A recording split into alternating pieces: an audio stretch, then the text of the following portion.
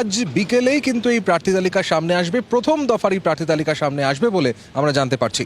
এবং এই প্রথম দফার প্রার্থী তালিকায় বেশ কিছু চমক থাকবে, তারকা মুখও থাকবে, নতুন মুখ থাকবে। তবে সিটিং যারা এমএলএরা রয়েছেন তারা কি টিকিট পাবে, কি সম্ভাবনা রয়েছে, পুরো বিষয় একটু বুঝে নেওয়ার চেষ্টা করি। টেলিফোনে আমাদের সঙ্গে রয়েছেন আমাদের ডেপুটি এডিটর মৌপিয়া নন্দী।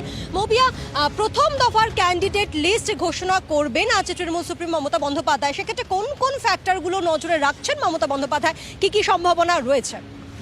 দেখো পায়েল, এবারের এই প্রার্থী তালিকা সেটা অত্যন্ত গুরুত্বপূর্ণ এবং তৃণমূল কংগ্রেসের কাছে একটা বড় চ্যালেঞ্জ, এবং যে কারণে স্বয়ং মমতা বন্দ্যোপাধ্যায় তিনি স্বাভাবিকভাবেই তার তদারকিতে যে প্রার্থী তালিকা হচ্ছে, ডেফিনেটলি অভিষেক বন্দ্যোপাধ্যায়, ভোট কুশলী প্রশান্ত কিশোর, তাদের সেখানে তাদের মতামত রয়েছে। সব মিলিয়ে যে বিষয়গুলোর উপর ফোকাস রাখা হচ্ছে বলে আমরা জানতে পারছি। কারণ মনে রাখতে হবে যে সম্প্রতি যে দল বদলের একটা ফেজ দেখা যাচ্ছে, সেখানে দাঁড়িয়ে কিন্তু এটাও মাথায় রাখতে হচ্ছে তৃণমূল কংগ্রেসকে যে প্রার্থী নির্বাচন সেটাকে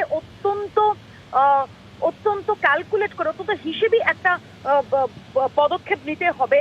কারণ অনেকে ক্ষোভ বিক্ষোভের জায়গা রয়েছে এবং এখনো অবধি যেহেতু অন্য বিরোধী দল, বিশেষ করে বিজেপি এখনো প্রার্থী তালিকা ঘোষণা করেনি, সেক্ষেত্রে বিজেপিতে যাওয়ার দিকে ভাবনা চিন্তা কেউ করছেন কিনা এই সমস্ত চর্চা রয়েছে। সেরকম একটা প্রেক্ষাপটে দাঁড়িয়ে এবারের প্রার্থী তালিকা তৈরি নিঃসন্দেহে তৃণমূল কংগ্রেসের কাছে একটা আলাদা চ্যালেঞ্জের ব্যাপার। সেখানে দাঁড়িয়ে যে দিকগুলোতে ফোকাস রাখা হচ্ছে বলে আমরা জানতে পারছি যে প্রচুর নতুন মুখের ওপর জোর দেওয়া হচ্ছে, তরুণ মুখের ওপর জোর দেওয়া হচ্ছে এবং ক্লিন ইমেজ, অর্থাৎ যাদের প্রার্থী করা হবে তাদের স্বচ্ছ ভাবমূর্তির ওপর জোর দেওয়া হচ্ছে বলে আমরা জানতে পারছি।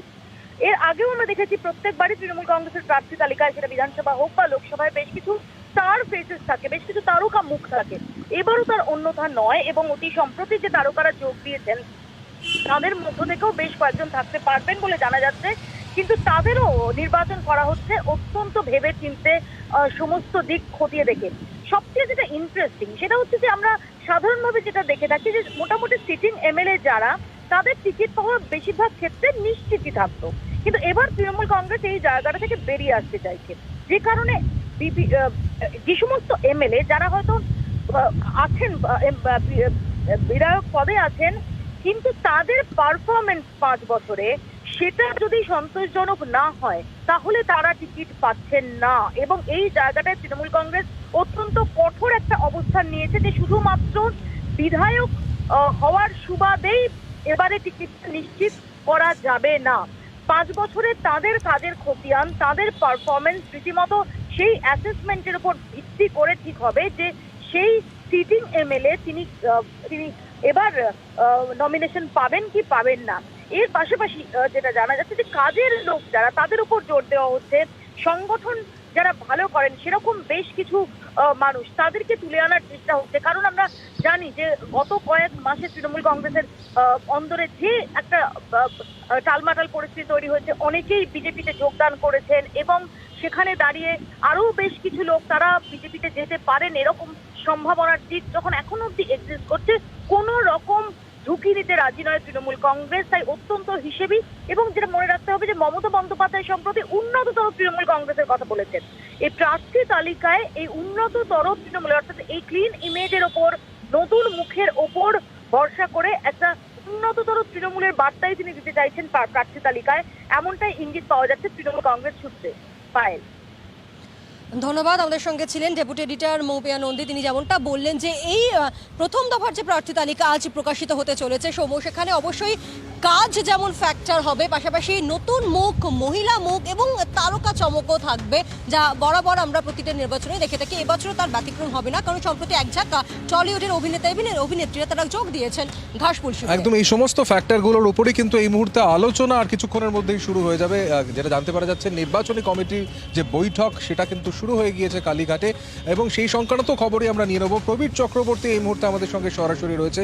প্রবীর, নির্বাচনী প্রার্থী তালিকা তৃণমূল কংগ্রেস আজ প্রথম দফায় ঘোষণা করবে, যার মধ্যে প্রথম 4 দফায় যে নির্বাচন হবে সেই সমস্ত প্রার্থীদের নাম থাকবে। তার আগে একটা বৈঠক শুরু হয়েছে নির্বাচন কমিটির, সেই বৈঠক এখনো পর্যন্ত কি খবর পাওয়া যাচ্ছে, কোন কোন নাম ঘোরাফেরা করছে, এখনো পর্যন্ত কি খবর?